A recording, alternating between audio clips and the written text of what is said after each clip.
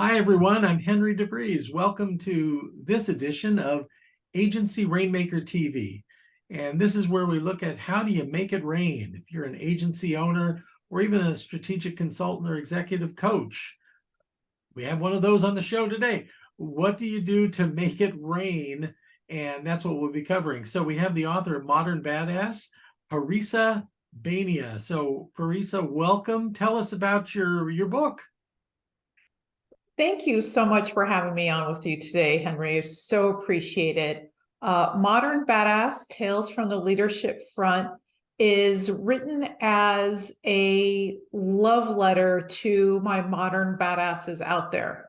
How I define a modern badass is a leader who goes 80 miles an hour in a 45-mile-an-hour zone without checking to see if their people are strapped in for the ride, let alone interested in the destination. So they are your visionaries, your disruptors, and change agents. And I'm on a 25-year mission to be the world-renowned advisor and coach of these badasses, as well as the people who lead them. So I'm so happy to talk to you more about them and how we can get along better with them, engage with them better. Well, let's talk about who you serve, because I can certainly think of some badass clients and I can also think of some badass employees. So who is your who? That's a great question. Thank you so much for asking. So I am retained both by individuals, people who are in the C-suite, who are looking to be better understood by their business partners. So as you might imagine, a disruptor or a change agent, other people might call them too much or too difficult or too bold, or other people might get distracted by what may appear to be sharp elbows. And what they're trying to do is better engage and meet people where they are so that they are heard, understood, and valued, so that they can create a shared aligned goal and strategy to move forward to whatever it is they want to accomplish. So that's one type of client. The second type of client I have, companies who have senior leaders, people in their C-suite, or high potentials who display the characteristics of badassery, the people who are the visionaries and the change agents. And sometimes how they're engaging is coming at a cost, whether their clients' feathers are getting a little ruffled, or maybe the teams aren't getting along as well as they could. So they don't want to throw the baby out with the bathwater. What they're saying is, we believe in this person. How do we get them to better engage with the rest of us? And what can we do as leaders to better understand this gold, this valuable person that we have on our team? It's very much a two-way street. I'm not looking to solve or change someone so much as that I want everyone to be better understood, again, in alignment and in service of a shared goal and strategy. Okay. So what do you do to help these different clients that you have and these different needs? Great question. Thank you so much for asking. So executive coaching and advisory is not a prescriptive thing. It's not like a box cake mix that you buy from the grocery store. And so what I try to do is get to understand the person, who they are as individuals. And a lot of the conversations revolve around, what are their key values?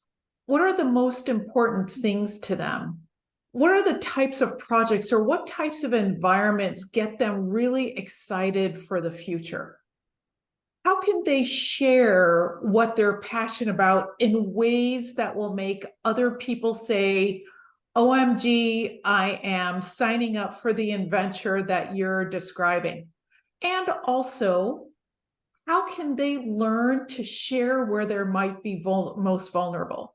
One of the hardest things for a badass to do is to stop being Superman or Wonder Woman and to start being Clark Kent and Diana Prince instead. When they share their vulnerability, when they share where they might be uncertain, that makes them real. that makes them engaging, and that makes other people want to say, how can I help? I believe in you. Or how can I help? I believe in this goal that we have together. And I think we can come together and do something really special. So again, things might present the same on paper from one leader to the next, but who they are as individuals and their values and where they're most vulnerable, it's like a fingerprint. It's different from one person to the next. Being a nerd, I want to go back to Diana Prince and the Invisible Plane and the Lasso of Truth. But I think Me too. instead, I think let's go with the how. How do you make it rain? How do I make it rain? Well, it's a wonderful question. And because the types of leaders I work with tend to be more senior in an organization, I take my time and have a series of one-on-one conversations every week with people in my network. I ask for introductions for people that they know who might be the types of advisors or who might be on someone's personal board of advisors. And the reason why I spend so much time in one-on-one conversations is that someone in the C-suite is not going to raise their hand and say, gosh, I'm really having trouble connecting powerfully with my clients. But they may confide that in one of their personal board of advisors or to one of the people they trust the most to say, I'm having trouble, or there's someone on my team that's struggling. Who might you know that might specialize in working with a visionary or a change agent? These one-on-one conversations, I can't stress that enough. And I know you believe in that as well. You can do at least one call a day or one outreach a day to either someone new or someone that you've known for a while to say, how is it going? Let's connect. And that's typically how I make it rain. We like to say, like a vitamin, one a day, one a day, one a day. That's exactly As right. your editor and your publisher, Yes. let's talk about your book, because you had a different vision for that book all along. It wasn't going to be your typical how-to prescriptive business book. Right. Share a little bit about that. Yes, and I remember early on in us working together when we were very much in the early stages of book coaching, you said to me, Parissa, you're a contrarian. And then there was a long pause at the end of that sentence, and I said, oh my goodness, what does this man think of me? And you said, I like it. And there, I am so passionate about modern badasses. We all know who Steve Jobs and Thomas Edison, we know who they are. I'm not worried about us knowing about the impact of their disruption and their visionariness in the world. I worry about the badasses we'll never meet because people have sidelined them or silenced them, or these people have tapped out and sidelined or silenced themselves.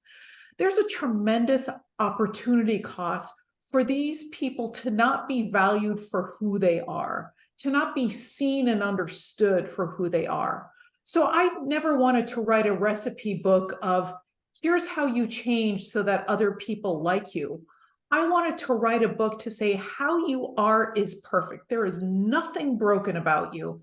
Here are ways that I'm going to offer to you that you can consider as an invitation to be better understood by other people, so that people stop calling you too much and instead they say that you're just right, that they don't get distracted by how fast you move. They don't get distracted by how contrary you might be, so much as they say, we need more contrariness in our lives. Let's call Parissa, let's call Henry, let's call whomever.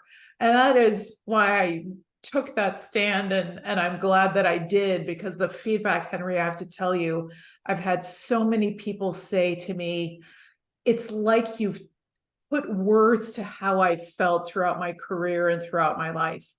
I can't begin to tell you how moving that is for me, Henry, in that short period of time, in the couple of months that the book has been published. So I'm so appreciative that you let me go on that contrarian adventure.